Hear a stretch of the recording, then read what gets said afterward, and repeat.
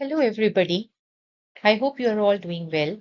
आज cardiovascular system में एक बहुत छोटे से बट इम्पोर्टेंट टॉपिक के बारे में बात करेंगे जो कि कई बार एक शॉर्ट क्वेश्चन एग्जाम में आ जाता है। So we will talk about heart sounds.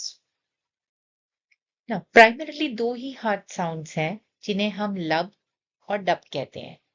Nomenclature wise, they are also called as S1 and S2 sounds. Now, these two are most important sounds. So, differences exam में आते हैं and this is exactly आप इसी तरह से अगर tabular form में इस क्वेश्चन को अटेम्प्ट करें so this is exact method how you are suppose to attempt this question. So lub sound कब आता है?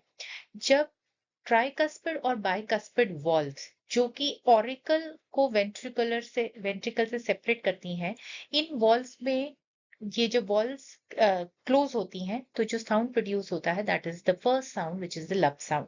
The tricuspid valve, if you remember, this is present between the right auricle and the right ventricle, and likewise mitral valve या जिसे हम bicuspid valve भी कहते हैं, ये सेपरेट करता है लेफ्ट ऑरिकल को लेफ्ट वेंट्रिकल से।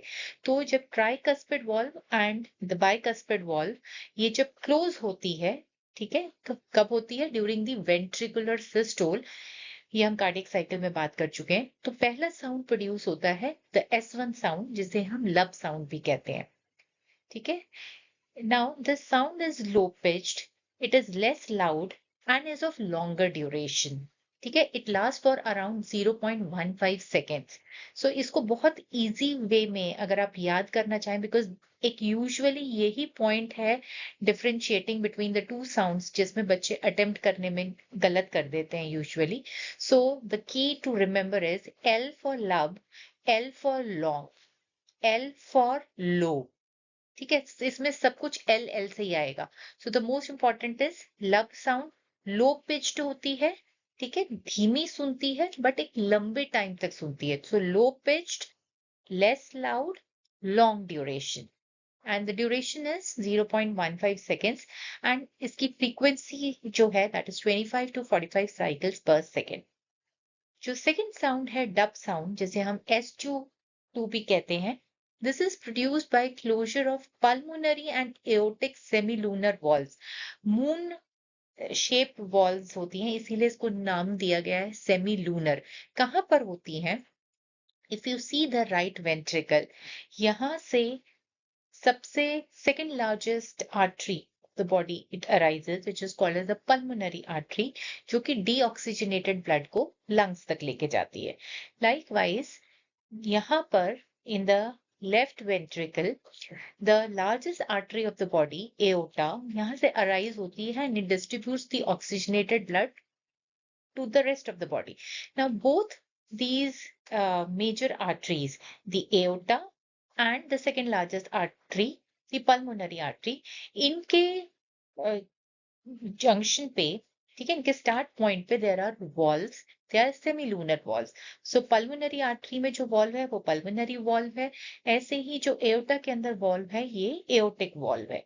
ठीक है, तो जब वेंट्रिकुलर डायस्टोल होता है, जब वेंट्रिकल्स रिलैक्सेशन पे आ रहे होते हैं, तो ये वॉल्व्स क्लोज होती हैं एंड इनके क्लोजर से जो साउंड आता है that is the second sound, the dub sound. So it is produced during ventricular diastole. ये हाई पिच्ड होता है, बहुत लाउड सुनाई देता है and it is very sharp and loud, पर बहुत शॉर्ट ड्यूरेशन का होता है। It last only for 0.1 seconds and its frequencies are 50 cycles per second. So these are two important hard sounds, lub, dub.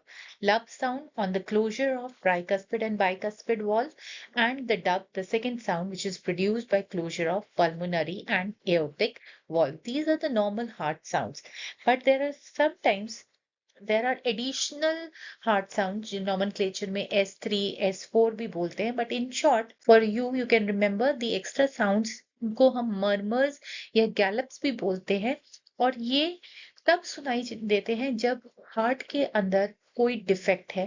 ठीक है, there can be structural issues, like there can be some valvular defects या septal defects हो सकते हैं, या normal से कहीं ज्यादा इंक्रीज ब्लड फ्लो होगा तो एक स्टेनोसिस हो जाता है, मर्मरिंग साउंड सुनाई देता है, and these are the extra hard sound. I hope this topic is short, concise, yet important for exam, and it's all clear to you.